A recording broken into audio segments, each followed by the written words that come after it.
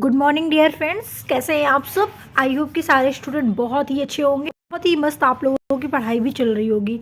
तो आज के इस क्लास में हम लोग बात करेंगे फंगस यानी कि कवक के बारे में। इससे पहले हम लोगों ने एल्गी के बारे में डिस्कशन किया था। एल्गी क्या होते हैं, इनसे कैसे आपके एग्जाम में क्वेश्चंस पूछे जाते हैं, कौन कौन से टाइप्स के एल्गी होते हैं, सारी चीज़ें हम लोगों ने डिस्कशन किया था। तो आज के इस वीडियो में जो हम लोग बात करेंगे वो कवक के बारे में यानी कि फंगस के बारे में बात करेंगे। जैसे आम भाषा में आप लोग कुकुरमुत्ता बोलते हो या फिर मशरूम भी जानते हो ना, वो एक प्रकार का कवक होता है। तो हम लोग कवक के बारे में सबसे पहले यहाँ पर बात करें, उससे पहले आप हमारे चैनल पे पहली बार आए हैं तो सबसे पहले चैनल को सब्सक्राइब करें, वीडियो को लाइक एंड शेयर करना बिल्कुल मत भूलिएगा, क्योंकि ये वीडियो आपके लिए काफ़ी यूज़फुल है। आप किसी भी एग्ज़ाम की प्रिपरेशन कर रहे हैं, सभी एग्ज़ाम के लिए महत्वपूर्ण वीडियो है आपके लिए, तो इस वीडियो को देखना आपको बिल्कुल भी भूलना नहीं है। तो चलिए सबसे पहले हम यहाँ पर बात करने जा रहे हैं आपके सामने क्या फंगस। देखिए, फंगस की बात अगर हम करते हैं तो सबसे पहले हम बात करेंगे कि study of fungus is called mycology, यानी कि फंगस का जो अध्ययन किया जाता है वो माइकोलॉजी में किया जाता है। और जितने भी फंगस होते हैं वो आपके ऑल फंगस आर यूकैरियोटिक होते हैं। फादर ऑफ मॉडर्न फाइकोलॉजी, ठीक है, मतलब कि फादर ऑफ मॉडर्न फाइकोलॉजी कौन है, तो आपको बताना है पी माइकेले, ठीक है, जो फादर ऑफ मॉडर्न माइकोलॉजी होते हैं। वहीं पर इंडियन माइकोलॉजी की बात करें तो E.J. बटलर जो थे वो इंडियन माइकोलॉजी हैं। और rust on wheat in India की बात अगर हम करते हैं तो KC मेहता। इतनी चीज़ें आपको याद रखनी है, 3 चीज़ें आपके एग्जाम में कई बार पूछे गए हैं, ठीक है। कि उसके अलावा अगर हम यहाँ पर बात करते हैं तो देखिए, जो जितने भी आपके फंगस होते हैं वो एरोबिक होते हैं, ठीक है, ये भी आपको ध्यान रखना है। अब देखिए आगे अगर हम बात करें तो फंजाई में be divided by asexual process and also divided by sexual process, ठीक है, यानी कि जो आपका फंगस होता है वो एसेक्सुअल और बाइसेक्सुअल दोनों में प्रोसेस में डिवाइड हो सकता है, ठीक है। और फंगस में भी यूनिसेलुलर भी होता है, मल्टी सेलुलर भी होता है, ठीक है, यूनि और मल्टी दोनों प्रकार के होते हैं। आगे देखिए बात करते हैं, देखिए इनके करेक्टर के बारे में। तो फंगस का जो करेक्टर होता है वो आक्लोरोफाइलस होते हैं, यानी कि इसमें कोई ग्रीन कलर का पिगमेंट नहीं होता, वो आक्लोरोफाइलस होते हैं। जैसे आपका एल्गी होता है वो क्लोरोफाइलस होते हैं, वैसे फंगस की बात करें तो वो क्लोरोसफाइलस होते हैं, ठीक है।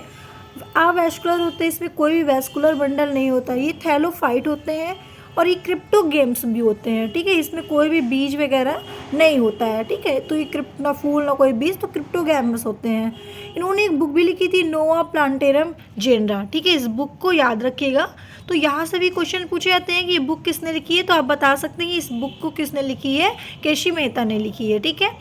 अब अगर हम बात करते हैं विस्तार में कवक के बारे में, तो देखिए कवक परपोषी होते हैं और हेट्रोट्रोफिक भी होते हैं, जो अपना भोजन स्वयं नहीं बना पाते हैं। और ये अपना भोजन स्वयं नहीं बना पाते, ये भोजन के लिए दूसरे पदार्थों पर निर्भर होते हैं। और इसमें पर्णहरिम भी क्या होता है, नहीं पाया जाता, मैंने पहले ही बताया आपको। यह मृत व सड़े गले कार्बनिक पदार्थों से अपना जीवन को यापन करते हैं।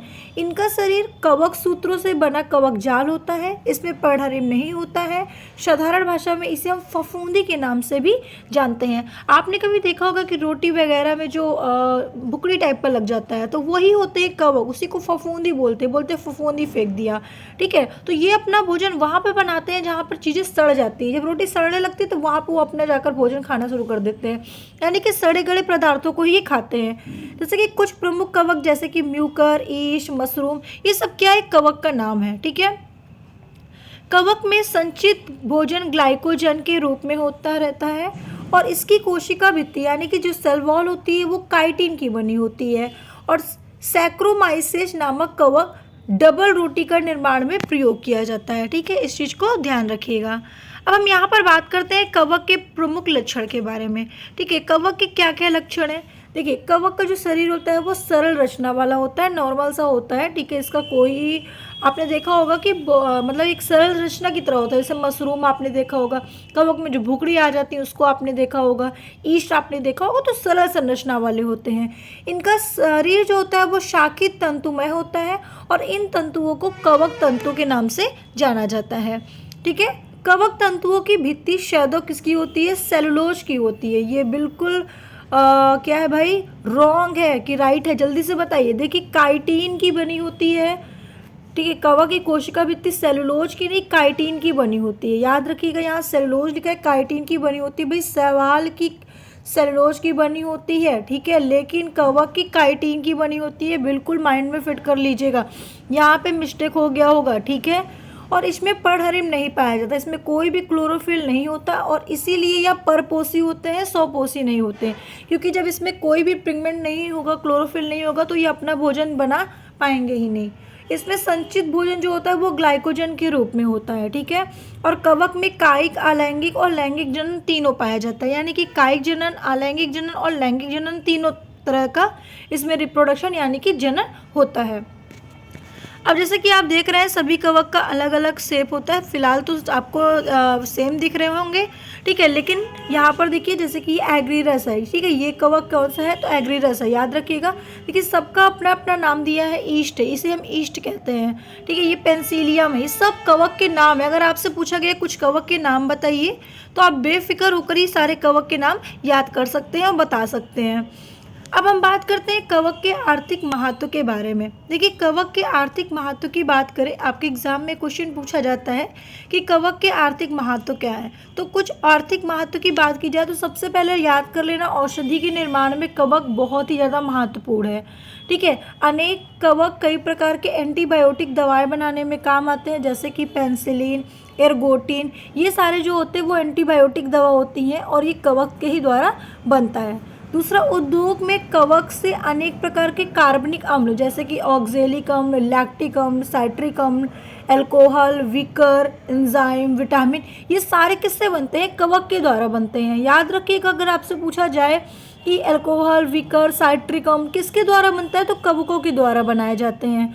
और पौधों के लिए जिब्रेलिन हार्मोन्स, जिब्रेला फ्यूजिकोराई नामक कवक से ही तैयार किया जाता है, ठीक है।